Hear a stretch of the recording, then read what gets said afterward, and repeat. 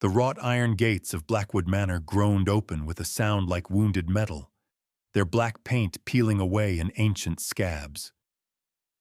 Sophie Chen pressed her foot harder against the accelerator, her rental car's headlights cutting through fog that seemed to swallow light itself. The GPS had died 20 miles back, leaving only the handwritten directions clutched in her sweaty palm and the certainty that she'd made a terrible mistake. The manor materialized from the mist, like something conjured from nightmares. Gothic spires clawed at the storm-heavy sky, and gargoyles perched along the roofline with expressions of perpetual hunger. Every window blazed with warm golden light. Yet something about the illumination felt wrong. Too bright, too deliberate, as if someone were trying very hard to prove the house wasn't abandoned. Sophie's hands trembled as she parked beside a fountain where stone cherubs wept green stains down their marble cheeks. The air that rushed through her open door carried the scent of roses and something else, something metallic that made her stomach clench. Thunder rolled overhead, and she could taste the approaching storm on her tongue, sharp and electric. She'd answered the job posting in desperation. After losing her teaching position and watching her savings dwindle to nothing, the offer to tutor a young girl at a remote estate had seemed like salvation. The salary was generous enough to be suspicious, but Sophie had stopped caring about suspicious when her landlord started leaving eviction notices. Now, staring up at the manor's imposing facade, she wondered if some opportunities were too good to be true for very good reasons. The massive front door swung open before Sophie could knock, revealing a girl who couldn't be older than 16. Amara Blackwood possessed the kind of ethereal beauty that belonged in pre-Raphaelite paintings. Pale skin that seemed to glow from within. Dark hair that cascaded past her shoulders like spilled ink, and eyes so blue they appeared almost violet in the lamplight. "You must be Sophie," Amara said, her voice carrying a slight accent Sophie couldn't place. "I've been waiting for you." Something in the girl's tone made Sophie's skin prickle. "I'm sorry I'm late. The roads were treacherous," Amara finished, stepping aside to let Sophie enter. "They always are after dark. That's why we have rules here." The foyer took Sophie's breath away. A crystal chandelier the size of her old apartment cast rainbow fragments across marble floors that gleamed like black mirrors. Oil paintings lined the walls, portraits of pale, beautiful people with eyes that seemed to track movement. The air inside felt thick, heavy with the scent of old wood and something floral that couldn't quite mask an underlying mustiness. "Rules?" Sophie asked, setting down her suitcase. Amara's smile didn't reach her eyes. "Simple ones. Never go outside after sunset. Never invite anyone in, and never, ever disturb my guardian during daylight hours." She paused, tilting her head like a curious bird. "He sleeps very deeply." A chill ran down Sophie's spine that had nothing to do with the manor's temperature. "Your guardian?" "Lucian. He'll want to meet you, but not tonight. Tonight is for settling in." Amara moved with fluid grace, her bare feet making no sound on the marble. "Are you hungry? Mrs. Hartwell prepared something before she left." "Left? The staff only work during daylight hours. Another rule." Amara's laugh sounded like silver bells, but there was something brittle beneath the music. "Don't worry. You'll understand everything soon enough." Sophie followed Amara through corridors lined with more portraits, their painted eyes seeming to whisper secrets in the shadows. The kitchen, when they reached it, was a study in contrasts, modern appliances gleaming against stone walls that looked medieval. A covered plate waited on the marble island, still warm. I don't understand the rules, Sophie said, lifting the silver dome to reveal perfectly prepared salmon. The aroma made her stomach growl, reminding her she hadn't eaten since morning. You will. Amara perched on a stool, watching Sophie with unblinking intensity. Tell me about yourself. What made you answer our advertisement? Sophie took a bite, savoring the perfectly seasoned fish. I needed work, my last position. She paused, unsure how much to reveal. It didn't end well. Ah, Amara's smile turned knowing. You ran away from something. We understand running away here. I didn't run. A sound from somewhere deep in the manor cut Sophie off. It started low, almost below hearing, then rose to something between a growl and a scream. Every hair on Sophie's arms stood up, and the fork slipped from her suddenly nerveless fingers, clattering against the plate. Amara didn't even flinch. Just the wind, she said calmly. Old houses make strange noises. But Sophie had lived in old houses before, and wind had never sounded like that, like something wild and hungry prowling through the walls. She forced herself to take another bite, though the food now tasted like ash. What exactly will I be teaching you? Literature, history, the usual subjects? Amara's eyes glittered in the kitchen's warm light. But mostly, I think you'll be learning from us. Thunder crashed overhead, and the lights flickered. In that moment of darkness, Sophie could have sworn she saw something move in the shadows beyond the doorway, something tall and predatory that shouldn't exist.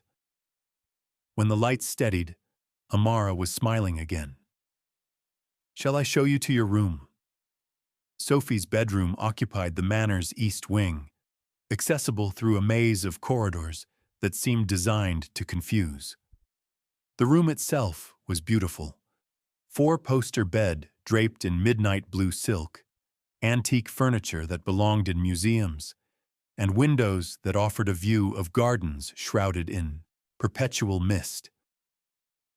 The bathroom is through there, Amara said, gesturing to a connecting door. Fresh towels in the armoire. If you need anything during the night, just call out. Someone will hear you. The way she said someone made Sophie's skin crawl. What about during the day? During the day, you'll have the run of the house, except for the west wing, that's private. Amara's expression grew serious. Promise me you won't go there during daylight hours. Why not? Because, Amara said, her voice dropping to barely above a whisper. That's where he sleeps, and disturbing him would be unwise. After Amara left, Sophie tried to settle into her new surroundings. She unpacked her few belongings, arranged her books on the antique desk, and attempted to convince herself that every old house had its quirks. But sleep eluded her. Every creak of settling wood, every whisper of wind through the eaves, set her nerves on edge. Around midnight, she gave up and padded to the window. The gardens below were bathed in moonlight, revealing elaborate topiary and flower beds that seemed too perfect, too orderly. As she watched, a figure emerged from the shadows near the fountain, tall, broad-shouldered, moving with predatory grace. Even from 3 stories up, Sophie could see he was beautiful in the way that dangerous things often were. Dark hair caught the moonlight, and when he turned toward her window, she glimpsed a face that belonged on ancient coins, all sharp angles and classical perfection. Their eyes met across the distance, and Sophie's breath caught. Even through glass and shadow, she felt the impact of his gaze like a physical touch. He stood motionless for a long moment, studying her with an intensity that made her pulse race. Then he smiled, and Sophie saw something that made her blood turn to ice water in her veins. His canine teeth were far too long, far too sharp, gleaming white as bone in the moonlight. The next morning brought no relief from the manor's oppressive atmosphere. Sophie woke to gray skies and the sound of rain against her windows. Her dreams haunted by golden eyes and predatory smiles. She dressed quickly, eager to escape her room's confines and find some rational explanation for what she'd seen. The corridors felt different in daylight, less threatening but somehow more melancholy, as if the house itself were grieving. She found Amara in the library, a vast room lined floor to ceiling with leather-bound volumes that smelled of vanilla and decay. "Good morning," Amara said without looking up from her book. "Did you sleep well?" Sophie hesitated, unsure how to voice her concerns without sounding insane. "I saw someone in the gardens last night. Lucian." Amara turned a page with deliberate care. "He often walks at night. Insomnia, you understand." He looked. Sophie struggled for words. Different. Different how? Amara's tone remained casual, but Sophie caught the sharp attention in her violet eyes.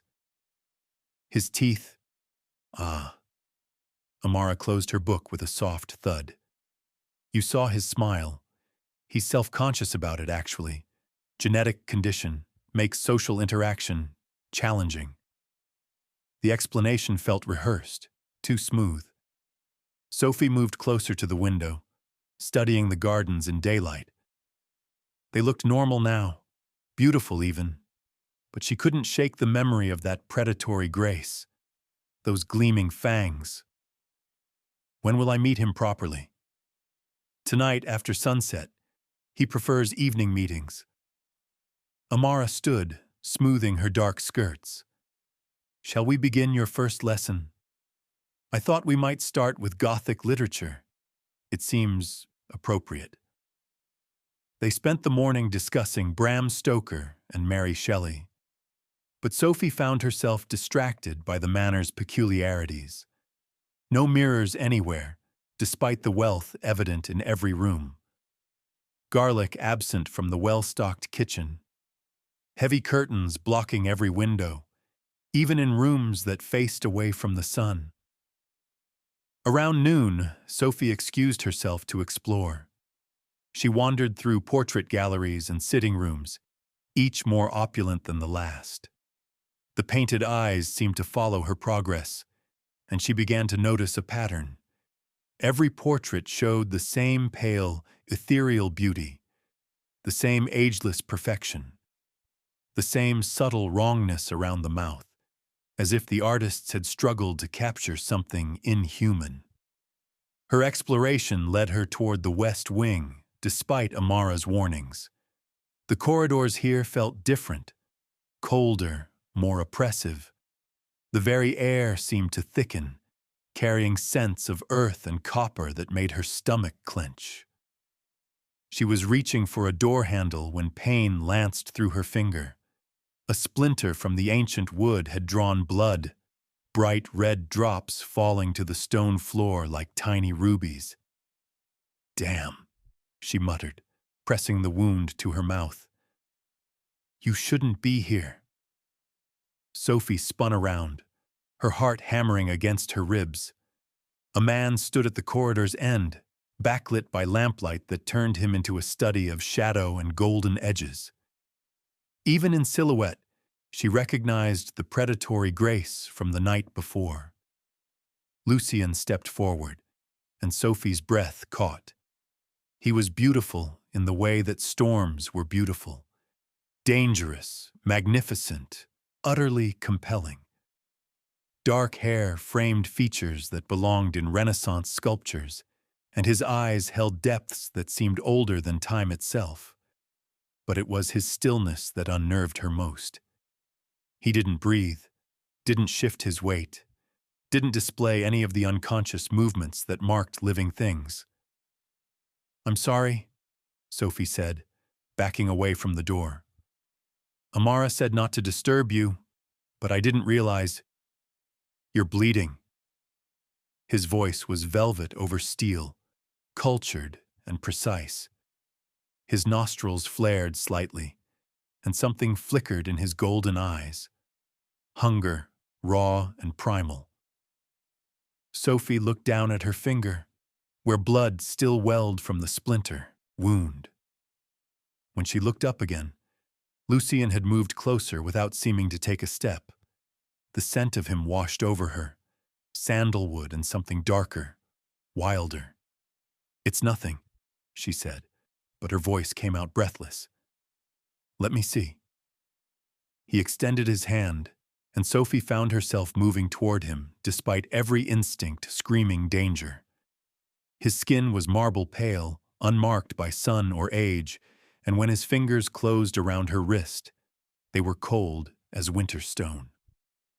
He lifted her hand, studying the small wound with an intensity that made her pulse race. His thumb brushed across her palm, and Sophie shivered at the contact. This close, she could see the sharp points of his canine teeth, could feel the predatory stillness that surrounded him like an aura. "You should be more careful," he murmured, his breath cool against her skin. "Old houses hold many dangers."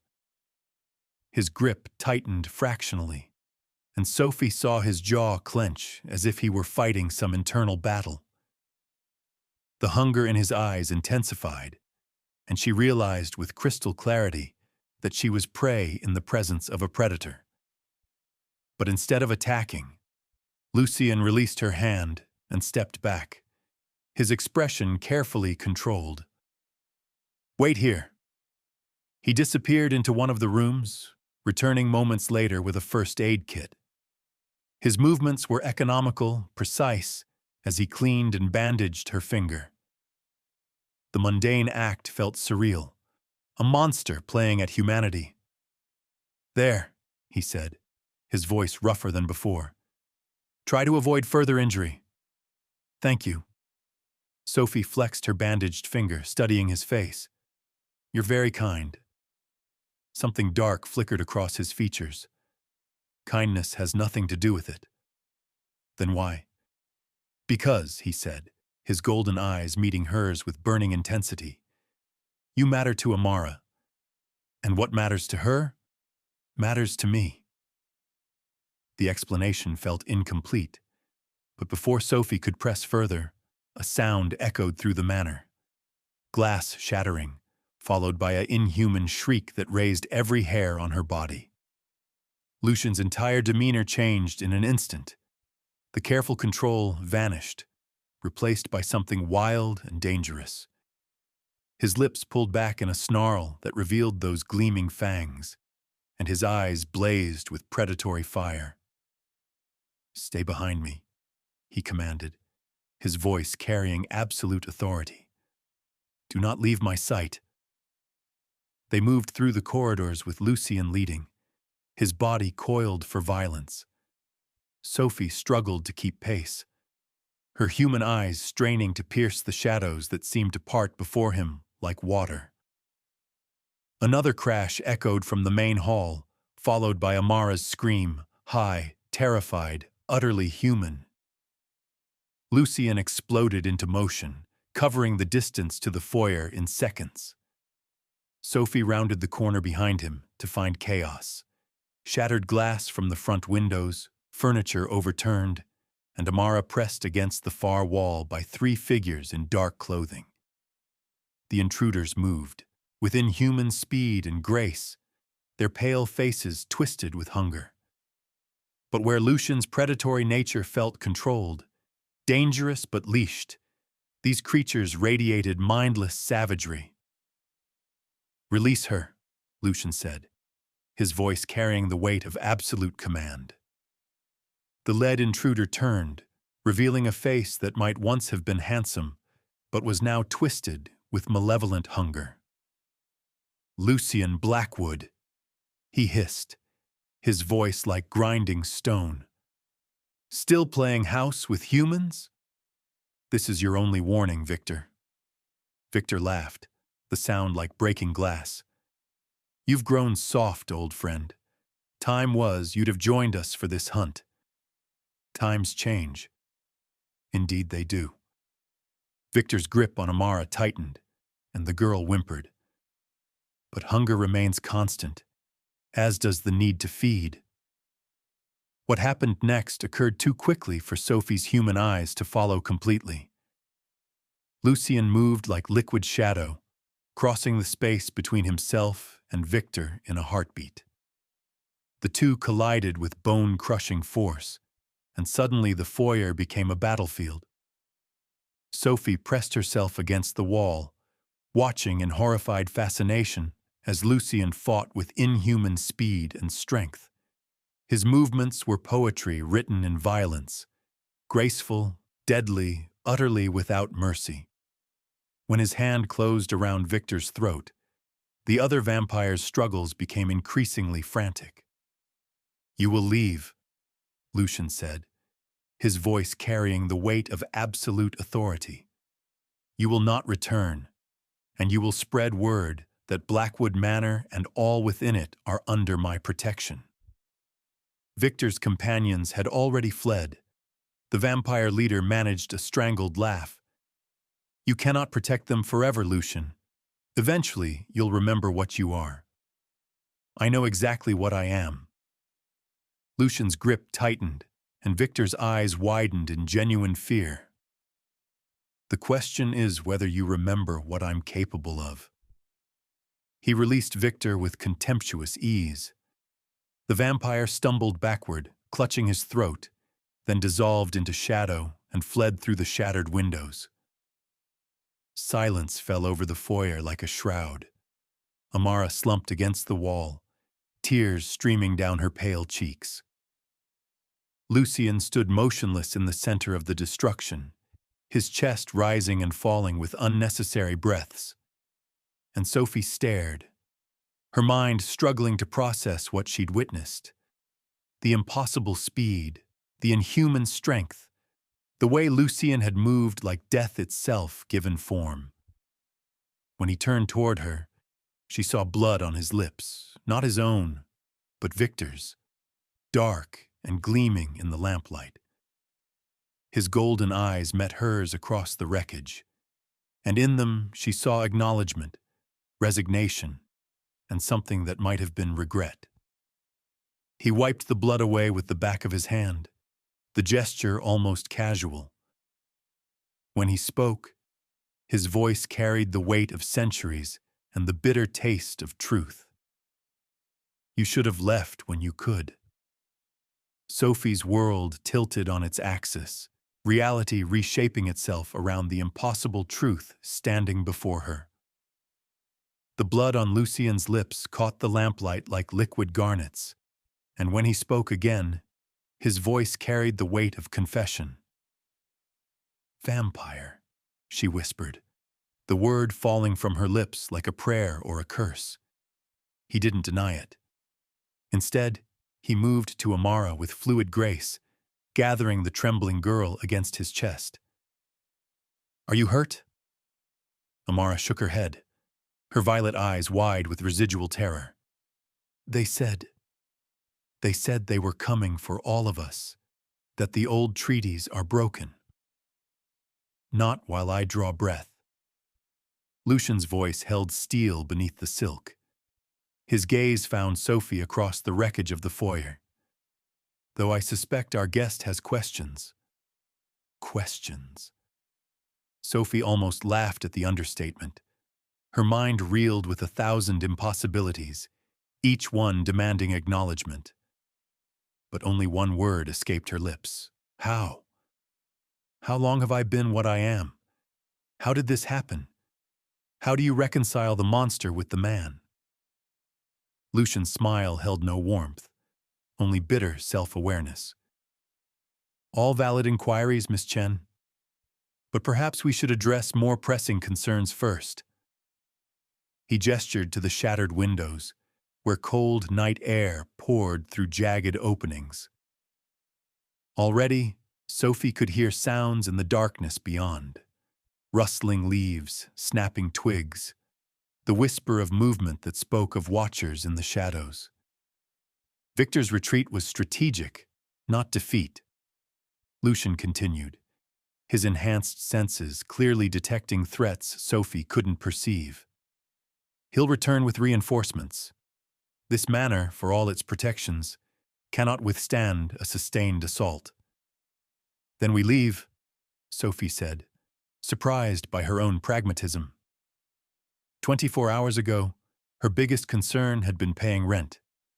Now she was discussing vampire preternatural with preternatural calm.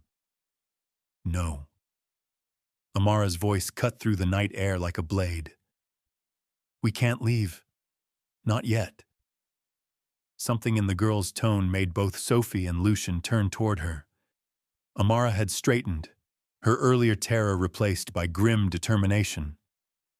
In her hands, she clutched a leather-bound journal Sophie hadn't noticed before. The prophecies, Amara said, her fingers tracing the journal's worn cover. They're not finished. The red moon hasn't risen yet. Lucian's expression darkened. Amara, your drawings are not just drawings. The girl's voice carried conviction beyond her apparent years. You know they're not. You've always known. Sophie looked between them, sensing undercurrents she didn't understand. What prophecies? Amara opened the journal, revealing pages covered in intricate sketches. Even from across the room, Sophie could see they were extraordinary, detailed beyond anything a 16-year-old should be capable of creating. The images seemed to move in the lamplight, shadows shifting and dancing across the paper. Show her, Lucian said quietly. She's already seen, too much to turn back now. Amara approached Sophie with hesitant steps, the journal extended like an offering. I've been drawing these since I was 7, she said. At first, Lucian thought they were just nightmares made manifest, children's fears given form. Sophie accepted the journal with trembling hands. The first page showed the manor as she'd first seen it, but something was wrong. The windows blazed not with warm golden light, but with flames. Smoke poured from the Gothic spires, and dark shapes circled overhead like carrion birds. But they kept coming true, Amara continued. Small things at first. A servant would quit the day after I drew them leaving. A storm would strike exactly as I'd sketched it. Then larger things. Sophie turned the page and gasped. The drawing showed 3 figures in dark clothing breaking through the manor's front windows, an exact replica of tonight's attack, down to Victor's twisted features and predatory smile. You drew this before they came, Sophie said, her voice barely above a whisper. 3 days ago. Amara's face was pale in the lamplight. I tried to warn Lucian, but we both hoped I might be wrong this time. Lucian moved closer, his presence both comforting and terrifying. Amara's gift manifested shortly after I took her in. At first I believed it was trauma-induced, a child's mind processing loss through art. But the accuracy became impossible to ignore. Sophie continued turning pages, each image more disturbing than the last. She saw herself in several drawings, arriving at the manor, standing at her bedroom window, walking through corridors she hadn't yet explored. But it was the final series of sketches that made her blood run cold. They showed a massive red moon hanging low in the sky, its crimson light bathing the manor in bloody illumination. Dozens of dark figures surrounded the house, their faces twisted with hunger. And in the center of it all, Lucian stood with his arms spread wide, his mouth open in what might have been a scream or a roar. The red moon, Amara said softly. It rises in 3 nights. And when it does, she didn't need to finish. The drawings told the story with brutal clarity. The manor would fall, the defenders would be overwhelmed, and everyone Sophie had come to care about would die. There has to be a way to stop it, Sophie said, surprised by the fierce protectiveness that surged through her. Prophecies aren't set in stone, are they? They can be changed? Perhaps. Lucian's voice carried little hope. But Victor's clan numbers in the dozens. I am only one, and Amara is human. The odds are irrelevant. Sophie closed the journal with decisive force. We're not giving up without a fight. Something shifted in Lucian's golden eyes. Surprise, perhaps, or admiration. You understand what you're choosing. To stand with monsters against monsters. I understand that Amara is just a child. I understand that you've shown me more kindness in 2 days than most humans have in years. And I understand that sometimes the only choice is to fight, regardless of the odds. The words surprised Sophie even as she spoke them. When had she become someone who chose to fight rather than flee? When had this strange, impossible place begun to feel like home? Then we prepare, Lucian said, his voice carrying new resolve. But first, you need to understand exactly what you're allying yourself with. He moved to the center of the foyer, his movements fluid as water. In the lamplight, his pale skin seemed to glow from within, and his dark hair caught golden highlights that spoke of firelight and candle flame. I was born in 1847, he said, his voice carrying the weight of confession. Made vampire in 1873 by a creature whose name I've spent centuries trying to forget. For decades, I was everything you've been taught to fear. A predator, a killer, a monster who fed on human suffering. Sophie felt her heart clench, but she didn't step away. Something in his voice, in the careful way he held himself, spoke of pain beyond imagining. What changed? She asked softly. Her. Lucian's gaze found Amara, and his expression softened with paternal affection. 7 years ago, I came across a house fire in the village below. Everyone had fled except for one child, trapped on the 2nd floor. I told myself I was hunting, that I'd save her only to feed later. Amara moved closer to him, her small hand finding his larger one. But you didn't. No. Lucian's voice grew rough with emotion. Instead, I found myself with a traumatized 9-year-old who had nowhere else to go. And for the first time in over a century, I remembered what it felt like to protect rather than destroy. Sophie studied them, the ancient vampire and the gifted girl who had somehow become his anchor to humanity. The love between them was evident in every gesture, every shared glance. It was the love of a father for his daughter, pure and fierce and utterly transformative. You stopped feeding on humans, Sophie said. It wasn't a question. I found alternatives. Animal blood suffices, though it lacks the potency of human vitae. I've grown weaker over the years, but I've also grown more human. His golden eyes met hers across the wreckage. Until tonight, I hadn't tasted human blood in 7 years. The confession hung in the air between them, heavy with implication.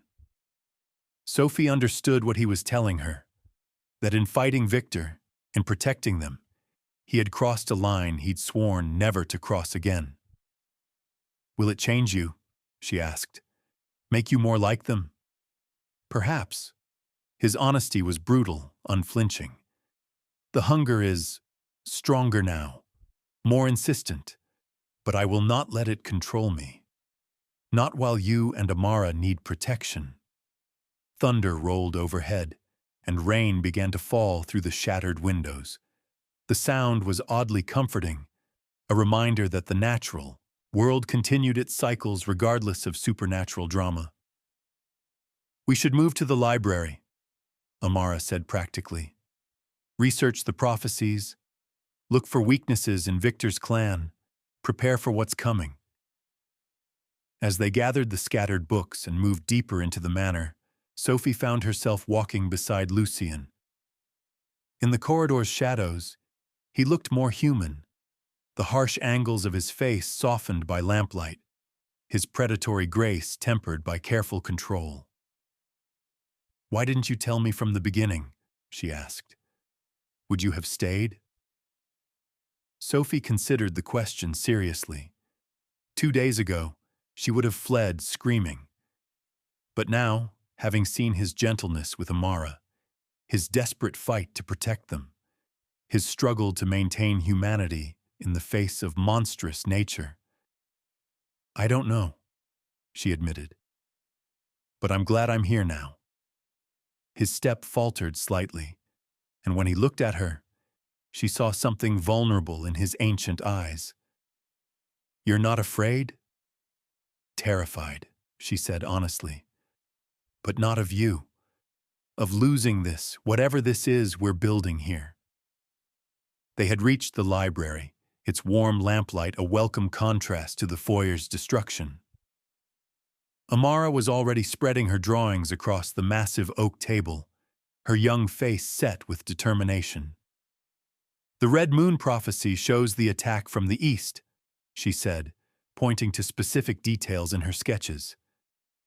"But there are other drawings, older ones, that might help."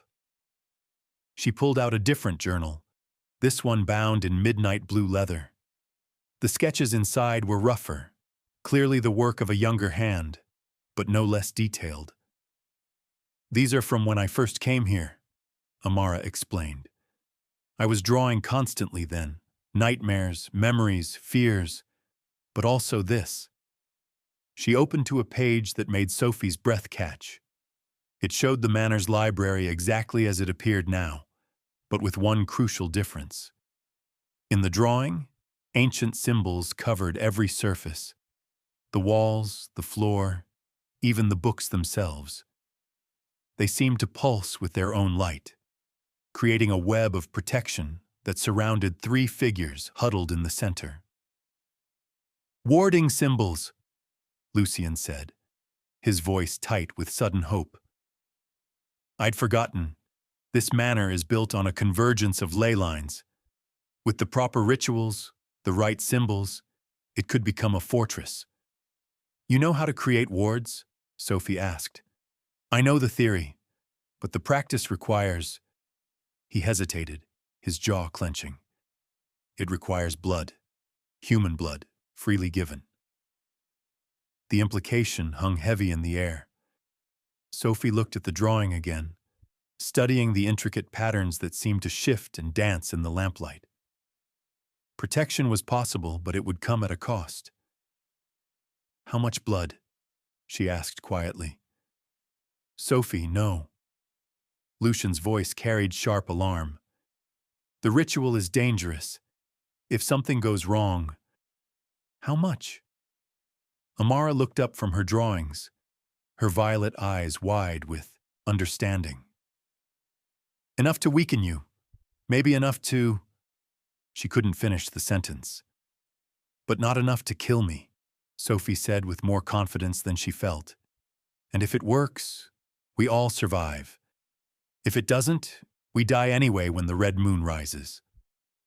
Lucian moved closer, his presence both comforting and overwhelming. "You don't understand what you're offering. The ritual creates a bond between the wardcaster and the blood giver. You would be connected to this place, to me, in ways that can never be undone." Sophie met his golden gaze steadily. "What kind of bond?" "I would know when you're in danger, feel your pain as my own. You would sense my presence, my emotions, even across great distances. It's not unlike—" He paused, searching for words. "The connection between maker and made, but without the transformation."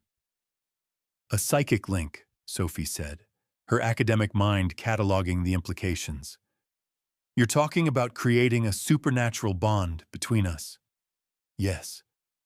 His voice was barely above a whisper. "And once forged, it cannot be broken.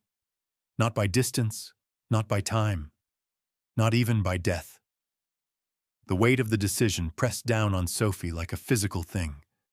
To bind herself permanently to a vampire, to this place, to a life she'd never imagined possible. It was insane, reckless, the kind of choice that would define the rest of her existence.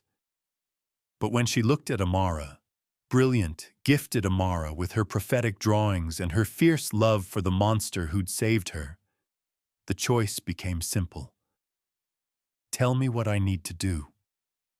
The ritual began at midnight, when the veil between worlds grew thin and magic flowed more freely through the ancient stones of Blackwood Manor.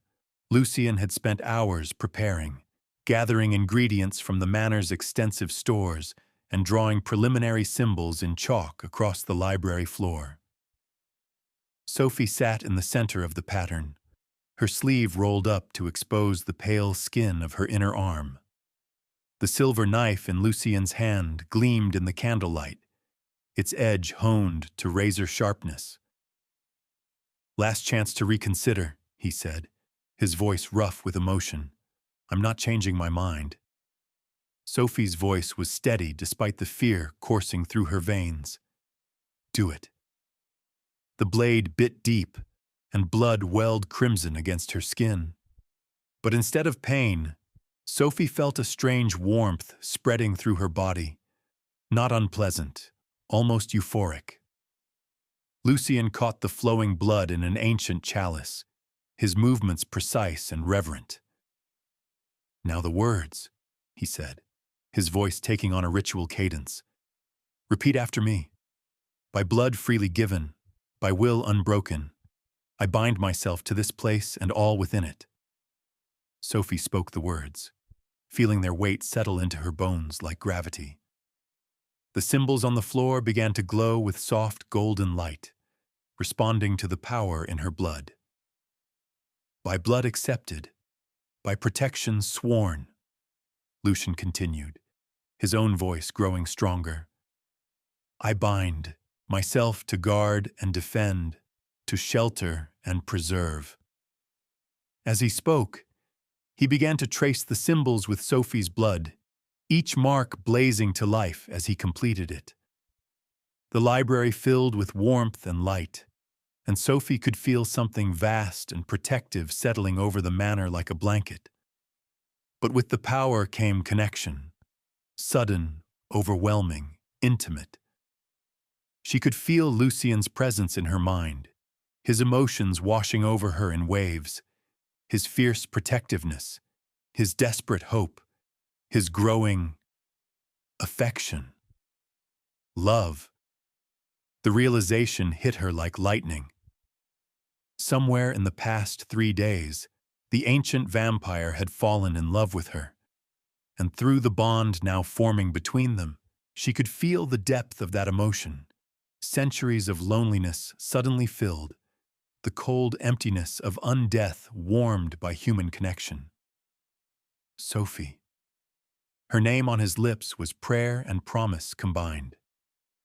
Through the link, she felt his wonder at the bond taking hold, his amazement that she had chosen this willingly. The ritual reached its crescendo as the final symbols blazed to life.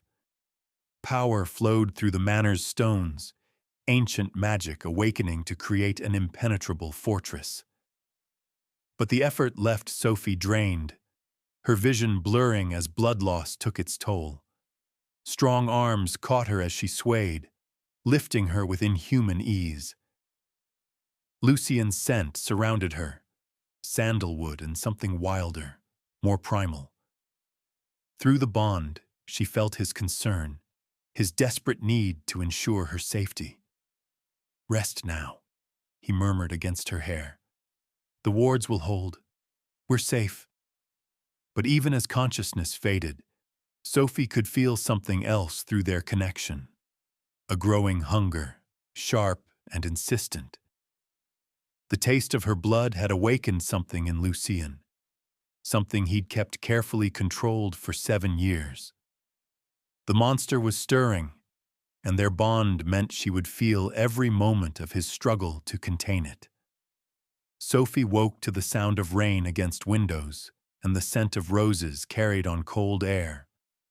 Her bedroom was dark except for the fire crackling in the hearth, casting dancing shadows across the midnight blue silk of her bed curtains. She felt different, not just weak from blood loss, but changed in some fundamental way. The bond with Lucian hummed in the back of her mind like a second heartbeat, and she could sense his presence somewhere in the manor below. A soft knock at her door interrupted her contemplation. "Come in," she called, struggling to sit up against the pillows. Amara entered carrying a tea service, her young face creased with concern. "How do you feel?" "Like I've been hit by a truck," Sophie admitted, accepting the cup of steaming tea gratefully. "But alive? The wards worked?" "Beautifully." Amara settled into the chair beside the bed, her violet eyes bright with excitement. "You should see the library. It's like something out of a fairy tale.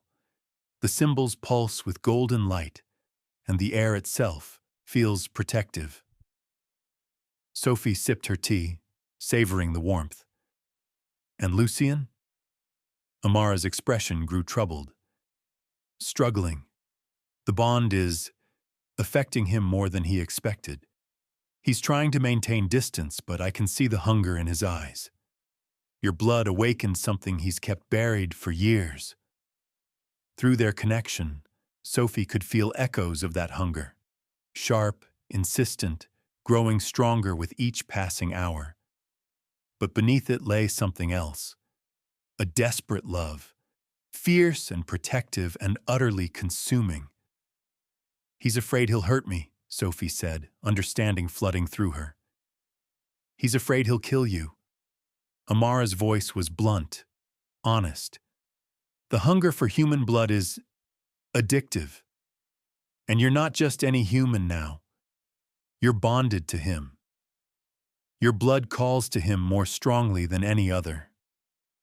Sophie set down her teacup with steady hands. "Then we need to talk about it. Hiding from the problem won't make it go away." "He's in the West Wing," Amara said quietly. "In his chambers. But Sophie, be careful. The man who saved us from Victor is still there, but he's fighting a war with himself. And I'm not sure which side is winning." The West Wing felt different as Sophie made her way through its corridors. The air was thicker here, heavy with the scent of earth and something darker. Through the bond, she could feel Lucian's presence growing stronger, and with it, the sharp edge of his hunger.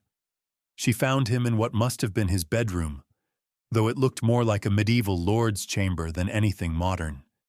Heavy tapestries covered the walls, and a massive fireplace dominated one end of the room. Lucian stood before the flames, his back to the door, his shoulders rigid with tension. "You shouldn't be here," he said without turning around. His voice was rougher than usual, strained with the effort of control. "Where else would I be?" Sophie stepped into the room, closing the door behind her. "We're bonded now. Your struggles are mine." He turned then, and Sophie's breath caught. His face was drawn with hunger, his golden eyes blazing with predatory fire. But beneath the monster's mask, she could see the man, desperate, afraid, fighting with everything he had to protect her from himself. "You don't understand," he said, his hands clenching into fists. "The hunger is overwhelming. Every heartbeat calls to me. Every breath you take makes it worse. I want to feed from you so badly, it's like fire in my veins." Through the bond, Sophie felt the truth of his words, the sharp, insistent need that clawed at his control with every passing moment. But she also felt his love, his desperate determination to protect her even from himself. "Then feed," she said simply. The words hung in the air between them like a challenge. Lucian's eyes widened with shock, and through their connection, Sophie felt his surge of desperate hunger warring with horrified denial. No. The word was torn from his throat like a physical wound. I won't become the monster again. Not for you. Not for anyone. You're not becoming a monster, Sophie said, moving closer despite the danger radiating from him. You're accepting what you are. There's a difference. Is there? His laugh was bitter, self-loathing. I've spent 7 years convincing myself I could be human, that I could transcend my nature. But the moment I tasted blood again, you saved our lives. Sophie reached out, her fingers brushing against his marble-cold cheek. You fought Victor to protect us. That's not monstrous. That's heroic. Through the bond, she felt his shock at her touch, his desperate hunger for more than just blood. He wanted connection, acceptance, love, things he'd denied himself for decades. You're not thinking clearly, he said, but he didn't pull away from her touch. The bond is affecting your judgment, making you feel things that aren't real. The bond doesn't create feelings, Sophie said, her academic mind cutting through the emotional chaos. It only amplifies what's already there. And what I feel for you, it started before the ritual, before I knew what you were. The admission hung between them, honest and vulnerable. Through their connection, Sophie felt Lucian's wonder, his desperate hope warring with centuries of self-hatred. Sophie. Her name was a prayer on his lips. I'm not afraid of you, she said, stepping closer until she could feel the cold radiating from his skin. I'm afraid of losing you to this self-imposed exile. You're starving yourself, weakening yourself, when you could be strong enough to protect us all. And if I lose control, if the hunger takes over, then I trust you to find your way back. Sophie's hand moved to rest over his still heart. The man who saved Amara from a burning building, who spent 7 years learning to be human again.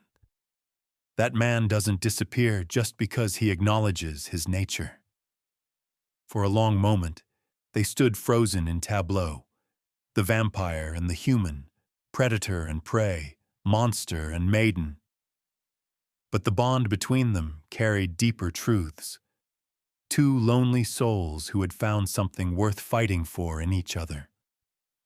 When Lucian finally moved, it was with the fluid grace that marked his inhuman nature.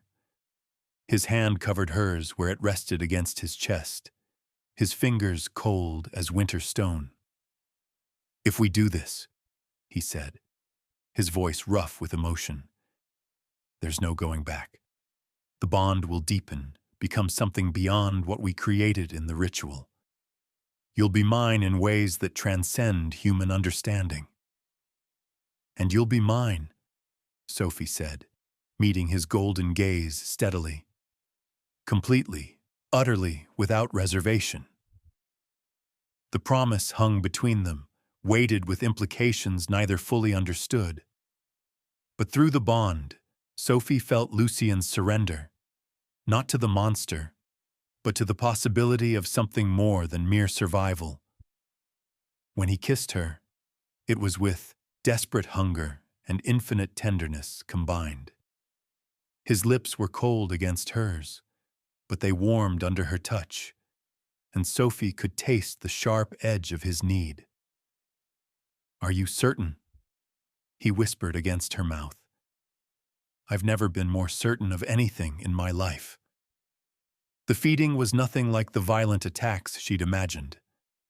Lucian's fangs pierced the soft skin of her throat with surgical precision, and instead of pain, Sophie felt a rush of euphoria that made her knees weak. Through the bond, she experienced his reverence, his desperate gratitude, his overwhelming love. But she also felt something else, power. Her blood didn't just sustain him, it strengthened him, filled the hollow places that 7 years of self-denial had carved in his soul. The connection between them deepened with each heartbeat, becoming something that transcended the physical. When he finally pulled away, his eyes blazed with golden fire. But it was controlled now. The hunger sated, the monster and man in perfect balance. "How do you feel?" he asked, his voice soft with concern. Sophie took inventory of her body, surprised to find she felt stronger rather than weaker. Different. More aware. "I can feel your emotions as clearly as my own." "The bond is complete now." Lucian's thumb traced the small wounds on her throat, already healing with preternatural speed. "We're connected in ways that go beyond the physical. My strength is yours, and your humanity is mine." Through their link, Sophie felt the truth of his words. She could sense his presence like a warm light in her mind, could feel his love for her burning steady and true. But more than that, she could feel his renewed strength, his determination to protect what mattered most. A sudden crash from somewhere in the manor shattered the intimate moment. Through the bond, both Sophie and Lucian felt Amara's terror spike like a blade through their consciousness. They moved as one, racing through corridors that suddenly felt too long, too narrow. The sound of splintering wood echoed from the main hall, followed by inhuman shrieks that raised every hair on Sophie's body. They burst into the foyer to find chaos. The ward still held. Golden light pulsed from every symbol carved into the walls. But something was wrong. The protective barrier flickered like a candle in the wind, and dark shapes pressed against it from outside. Amara stood in the center of the room, her journal clutched against her chest, tears streaming down her pale cheeks. "The prophecy," she said, her voice breaking. "I was wrong about the timing.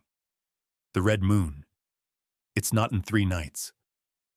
Through the shattered windows, Sophie could see the sky. What she had taken for storm clouds was something else entirely. A massive red moon, bloated and evil, hanging low on the horizon like a wound in the heavens. "It's tonight," Amara whispered. "And they're not just Victor's clan. It's all of them. Every vampire in the region, drawn by the red moon's power." As if summoned by her words, the sound of howling filled the night. Not the howls of wolves, but something far more terrifying. The hunting cries of vampires on the scent of blood. The wards pulsed once more, their golden light flaring bright as a star. Then, with a sound like breaking crystal, they shattered. Glass exploded inward from every window simultaneously. The howls of the rival clan were inside the house now, echoing through corridors that had been safe moments before. Dark shapes poured through the openings like living shadow, their eyes blazing with hunger and malevolent joy. Lucian's hand closed around Sophie's wrist with crushing force. Through their bond, she felt his desperation, his terrible certainty that they couldn't win this fight. "Run!" he shouted, his voice carrying absolute command. The command shattered something inside Sophie. Not fear, she'd moved beyond that, but the fierce protectiveness that had been building since she'd first seen Amara's drawings. Her feet remained planted on the marble floor as chaos erupted around them. No. The word cut through the howling like a blade. Lucian spun toward her, golden eyes blazing with desperate urgency. "Sophie, we have to. We don't run." Her voice carried a strength she'd never known she possessed. Through their bond, she felt his shock at her refusal, his terror for her safety. Not from them. Not anymore. Dark shapes poured through the windows like oil given form. Victor led them, his pale face twisted with triumph beneath the red moon's crimson light. Behind him came creatures Sophie's nightmares couldn't have conjured, vampires whose humanity had been stripped away by centuries of feeding, their faces gaunt with eternal hunger. The little mortal grows bold, Victor purred, his voice carrying across the foyer. How delicious. I was hoping you'd choose to stay and watch. Amara pressed closer to Sophie's side, her journal clutched against her chest like armor. The drawings, she whispered. They're changing. Sophie glanced down at the open pages. The sketches were shifting before their eyes, lines redrawing themselves, shadows deepening and lightening, as if the future itself was being rewritten. Where once the images had shown death and destruction, new possibilities flickered into existence. The prophecies aren't fixed, Sophie realized, her academic mind seizing on the implications. They show what might be, not what must be. Through their bond, she felt Lucian's understanding bloom like sunrise. The red moon didn't guarantee their defeat. It simply amplified whatever powers were already present. And Sophie's blood, freely given and willingly shared, had created something unprecedented. You taste of him now, Victor continued, circling them like a predator. Bonded blood. How romantic. How utterly pointless. He gestured, and his followers spread through the foyer like spilled ink. Sophie counted at least 20, their eyes reflecting the red moon's light like scattered garnets. Too many for even a strengthened Lucian to face alone. But he wouldn't be alone. Amara, Sophie said quietly, her voice steady despite the terror clawing at her chest. Your drawings? They respond to will, don't they? To intention. The girl's violet eyes widened with understanding. You think we can change them? Rewrite what's coming? I think we already are. Sophie stepped forward, placing herself between the advancing vampires and the two people who had become her family.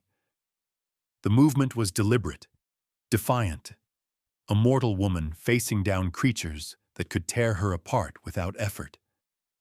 But she wasn't just mortal anymore. The bond with Lucian hummed in her veins, carrying his strength, his speed, his preternatural awareness, and something else, something that made Victor's followers hesitate, their nostrils flaring as they caught her scent. She carries the mark of the ancient bloodlines, one of them hissed. How is that possible? Victor's triumph faltered. Impossible. She's human. Human, yes, Lucian said, moving to stand beside Sophie. His voice carried deadly calm. But bonded to something far older than your pathetic clan. Through their connection, Sophie felt him drawing on powers he'd kept buried for decades. The taste of her blood hadn't just sated his hunger. It had awakened memories of what he'd been before guilt and self-imposed exile had weakened him. The Blackwood line, Victor breathed, his face paling further. But they were all destroyed. The bloodline was severed. Not severed, Sophie said, understanding flooding through her like ice water. Hidden, waiting. The manor itself seemed to respond to her words. The broken wards flickered back to life, not with the golden light of her ritual, but with something deeper, silver fire that had been sleeping in the stones for generations. The very walls hummed with awakening power. My grandmother, Sophie whispered, pieces clicking into place. She never told me her maiden name, never spoke of her family before she came to America. Through the bond, she felt Lucian's wonder, his growing hope. The Blackwood bloodline, vampire hunters who had bound themselves to this place centuries ago, their descendants carrying dormant power that could be awakened by the right catalyst. Victor's followers were backing away now, their predatory confidence cracking. The silver fire spreading through the walls made their skins smoke where the light touched them. "Kill them!" Victor shrieked. "Kill them all before—" His words cut off as Amara's journal blazed with sudden light. The sketches were rewriting themselves with violent speed, showing new futures, new possibilities. In the drawings, Sophie stood wreathed in silver fire, while Lucian fought with the strength of his ancient bloodline restored. The manor became a fortress of light, and the attacking vampires fled screaming into the night. "Now," Sophie said, her voice carrying command that surprised even her. The silver fire erupted from the walls like a living thing, washing over the foyer in waves. Victor's followers shrieked as it touched them, their forms dissolving like smoke. But Victor himself stood firm, his greater age and power protecting him from the worst of it. "Clever," he snarled, "but old blood or not, you're still just human." He moved with inhuman speed, crossing the distance between them in a heartbeat. His claws raked toward Sophie's throat, seeking to end the threat she represented before it could fully manifest. But Lucian was faster. Strengthened by Sophie's blood and freed from the guilt that had shackled him, he intercepted Victor's attack with brutal efficiency. They crashed together in the center of the foyer, two ancient predators locked in deadly combat. Sophie felt every blow through their bond. Lucian's pain as Victor's claws found their mark, his fierce joy as he landed strikes of his own. But she also felt something else, his growing weakness. Victor was older, stronger, and despite the power flowing between them, Lucian was still fighting at a disadvantage. "The drawings," Amara said urgently. "They're showing something new." Sophie looked down at the journal. The images had stabilized into a final sequence, herself standing at the center of the silver fire, her hands raised, power flowing from her into the very foundations of the manor. But in the drawing, she wasn't alone. Amara stood beside her, the girl's prophetic gift amplifying and directing the ancient magic. "Together," Sophie said, understanding flooding through her. She grasped Amara's hand, feeling the girl's power flow into her like electricity. The silver fire responded instantly, surging higher, burning brighter. Through the bond, she felt Lucian's amazement as strength flooded back into him. Victor stumbled, his ancient features twisting with disbelief. "What are you?" "We're family," Sophie said simply. The words carried weight beyond their literal meaning. Through the bond, through Amara's gift, through the awakened power of the Blackwood bloodline, they had become something unprecedented. A union of human and vampire, mortal and immortal, bound by love rather than hunger. The silver fire reached its crescendo, and Victor's scream cut through the night like breaking glass. His form wavered, becoming translucent as the ancient magic tore at his essence. For a moment, Sophie thought he might dissolve entirely. Instead, he fled. With a final shriek of rage and defeat, he dissolved into mist and poured through the shattered windows, his remaining followers streaming after him like smoke on the wind. The silence that followed was deafening. Sophie's ears rang with the absence of howls and shrieks, and the silver fire slowly faded back into the walls, leaving only the warm golden glow of restored wards. Lucian straightened slowly, his wounds already healing. Through their bond, Sophie felt his exhaustion, his relief, and beneath it all, his overwhelming love. "Is it over?" Amara asked, her voice small in the sudden quiet. Sophie looked down at the journal. The final drawing showed the three of them standing together in the library, surrounded by books and lamplight. But there was something new in Amara's face. Not the haunted expression of a traumatized child, but the serene confidence of someone who had found her place in the world. "For now," Sophie said. "But Victor will return eventually. His kind always do." "Then we'll be ready," Lucian said, moving to join them. His hand found Sophie's, fingers intertwining. "All of us." Through their bond, Sophie felt his certainty, his commitment to the family they had forged in fire and blood. But she also felt something else, a deep, abiding peace that had been absent from his existence for centuries. The weeks that followed blurred together in a haze of restoration and discovery. The manor's damaged windows were replaced with glass that had been blessed by ancient rituals. The wards were rebuilt, stronger than before, powered by the willing sacrifice of Blackwood blood and vampire devotion. Sophie threw herself into research with academic fervor, uncovering the true history of her bloodline. The Blackwoods had been guardians, protectors who had bound themselves to places of power to keep darker forces at bay. Her grandmother's emigration to America hadn't been escape.